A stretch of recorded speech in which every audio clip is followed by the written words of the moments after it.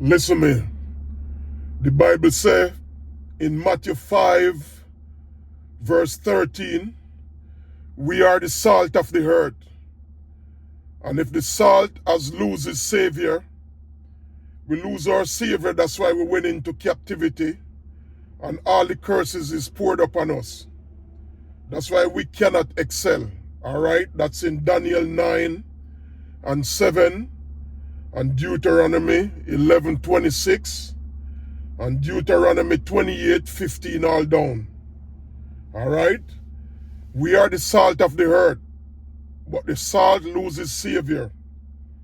All right? That's why we cannot prosper, and the curse is upon us. So I know we're going to have people out there saying why, we can't come together and why we cannot excel, because his curse is poured out upon us. The curse is poured upon us. All right? So watch this clip. Now, today I just want to have this serious conversation. Black people, you must know this. Why Asian companies or Asian tech giants are studying Black American consumer pattern or consumer trends here in 2026. But before I go down to my video, I want us to watch these clips here that will shape this agenda or this commentary, and I'm going to come back. $213 million in 2024 only. In 2024 only? Only, yes. Over in all the store. They telling us straight to our face and they bragging about it. Watch this. That's cool, man. So you saying they started in the Bronx or the inner cities and then they branch out and they had 240. 240 is a lot. Yes, 284. 284. Yeah, they have right now. Wow. In Pennsylvania, New York, New Jersey, Boston, Maryland. They're one of the biggest franchise. If I see like the biggest franchisee, they start from New York City. Yeah. Believe me or not, they're making maybe in Brooklyn, Manhattan, maybe in Dexmite, maybe in the Bronx. Any of this place. They started in Brooklyn. And they made how much? 200-something million? $213 million. Just overall, like. So they started in Brooklyn, in the inner cities, and then they accumulate that money. Yep. And then from accumulating that money, they started now spreading out their wealth from accumulating from the inner cities. They opened their first store in Brooklyn. Okay. In 2013. Yeah. Right now, 2025. So they started in 2013 opening their stores in the inner cities in the Brooklyn. Yes. With one store. And they made so much money they was able to accumulate in now they increased to 187. Wow. So and now they had 230, you said $84 million? $213 million in 2024 only. In 2024 only? Only, yes. Over in all the store. So his main energy came from New York City. Some like big franchise, maybe they're franchise owner for 10 years, 15 years, 20 years. Religion, like very rare people say, oh, I'm from Harrisburg. Yeah. Oh, I started my business from Maryland. Yeah. So, yeah, like, not like everybody, oh, I'm from New York City, but money flies in that city. You said money flies in New York City? Money flies in New York City. You have to understand it. To make, like, example, without any promotion, any legwork, 40,000, I have to burn my ass. Yeah. I have to burn my ass. Yeah. Right? Same outlet, same everything. That's the location you're gonna cross, right? Right? If I go here, this is my Brooklyn, New York, this is my Bronx store. Okay. Right? I don't have to do anything. Like, and you know what he said, boss? Just don't worry about it. No question. Yeah. In New York City, Brooklyn, Manhattan, Dexamite, Bronx, Stamford, Connecticut, like this kind of target city, don't even think about it. So you're saying outside the city, you gotta work extremely hard to make money. Yes. When you go in the city, the money is flying in your pockets. Like this, I have been from 8 o'clock, 8 a.m. But we used to start like 10:30. Yeah. Right? From 8 a.m. to from 11 a.m., right? We make like around 5 grand. Just from 8 to 11. 8 5 to grand. 5 grand. Sheesh. Like And most that's one location. from one one day. location. Yeah, it's in the morning time. Right? You know, my busiest time is Monday to Friday. Okay. In the weekend, I don't make that much money from that location. Yeah. But at the peak time, like 2 to 4, I make another like 3 grand. Only delivery. Yeah. Only online.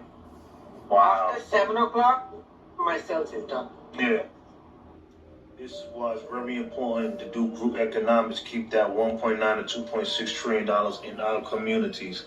We got people that's living in the Bronx, New York, or Dar's Neck, right under the bridge, that have literal castles. They have little castles, gold in the front, gold gates, beautiful houses and buildings, and right over, we got the hood, right? And they're profiting off of our $1.9 to $2.6 trillion. It's time to start straightening up. It's time to tighten up. It's time to do group economics and stop playing, because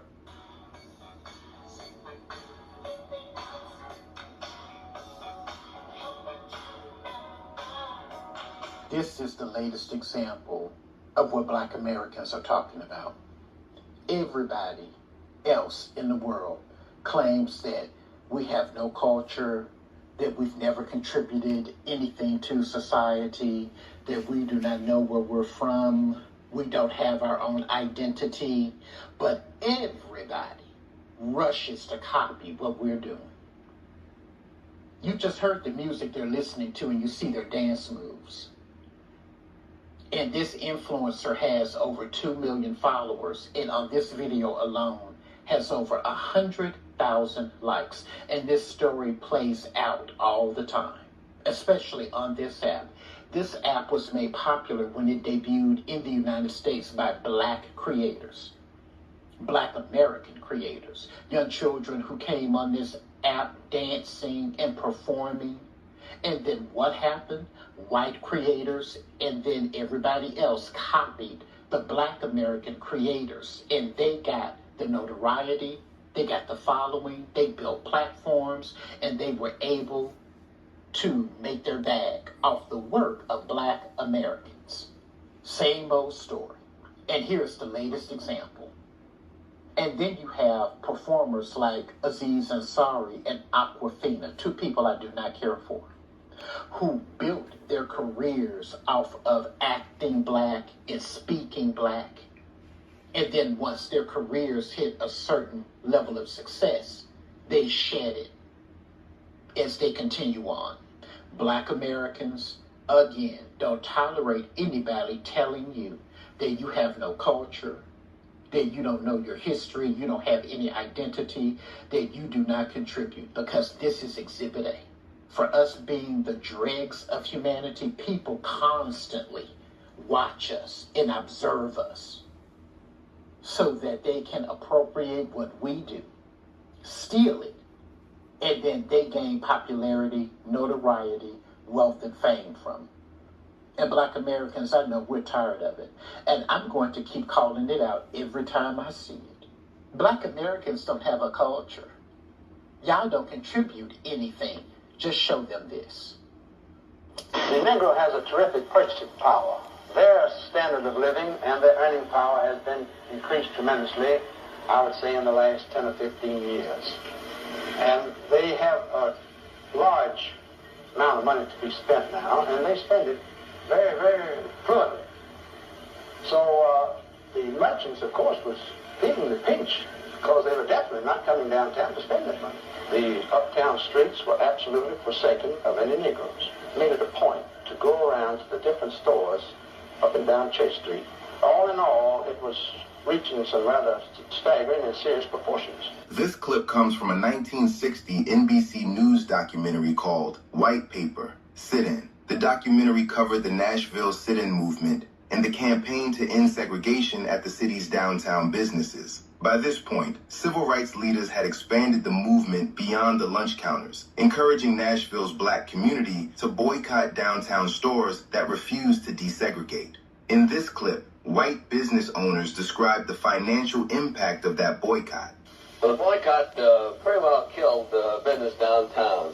I'd say it was roughly 95% effective as far as the Negro citizens staying away from downtown area completely. For us, it was pretty unfortunate. The violence that had preceded the boycott kept the white people out of town, and then none of the Negroes were coming to town, and I sort of felt like the only customers we had left were the green people, and there aren't too many of them. So our business suffered, as I'm sure did everybody else's. We just didn't have any traffic for about a month there. It was pretty rough. I talked to some people, and they were very fearful that it could get to very serious proportions here. Because, as I told you, as I mentioned, it's an emotional issue. And the rougher element, they are just looking for something to really get into the milieu at all times. It's just a certain element that prevails in every city that they're looking for just some good opportunity to become involved in.